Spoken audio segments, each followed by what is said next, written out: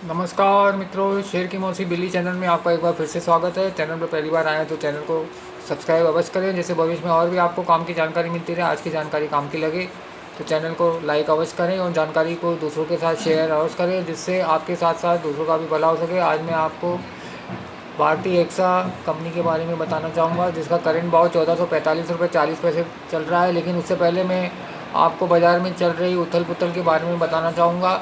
दिन भर में 500, 1000, 1500, 2000 पॉइंट ऊपर नीचे ऐसे हो जाता है, जिसमें ट्रेडर भाई लोग फंस जाते हैं। तो मेरी आपसे विनती है, ट्रेडिंग से दूर रहें, क्योंकि किसी भी स्क्रिप्ट में 5, 10, 15, 20% ऐसे ऊपर नीचे होता है कि ट्रेडर भाई लोग जो 100 रुपया जेब में लेके आते हैं, 1000 का काम करते हैं और मार्केट की उथल पुथल में लॉस करके शाम को घर जाते हैं। तो मेरी आपसे यही विनती है कि ट्रेडिंग से दूर रहें, क्योंकि सेबी की रिपोर्ट के अनुसार 100 में 94 लोगों को ट्रेडिंग में लॉस होता है और 6 लोग ही खाली कमा पाते हैं।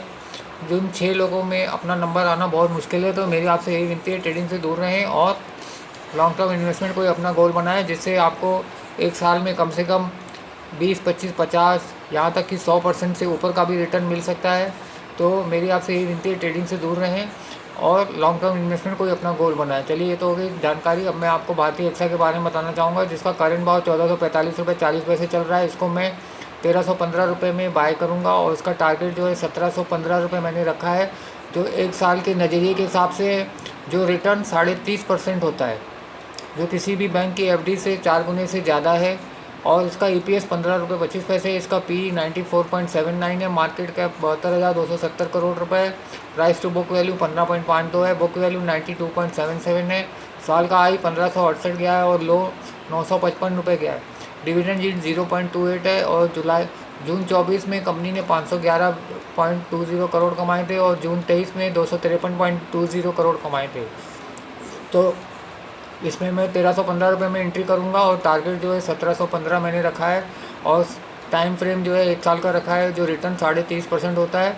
तो आप भी अपने फाइनेंशियल एडवाइज़र से कंसल्ट करके चाहे तो इनमें इन्वेस्ट कर सकते हैं और लॉन्ग टर्म के लिए 30.5% एक साल का बहुत होता है। और इन्वेस्ट राइट और सिट टाइट की पॉलिसी अपनाएं, जिससे आपको कभी भी लॉस नहीं होगा और साल भर में आपको अच्छा रिटर्न मिलेगा और समय भी बचेगा। क्योंकि ट्रेडिंग में दिन भर कंप्यूटर या मोबाइल के आगे बैठ करके शाम को लॉस करके जाना अच्छी बात नहीं है, क्योंकि मार्केट की उथल पुथल में ट्रेडर्स को लॉस होता है और मार्केट जो है ट्रेडर्स के लॉस के ऊपर ही चलता है।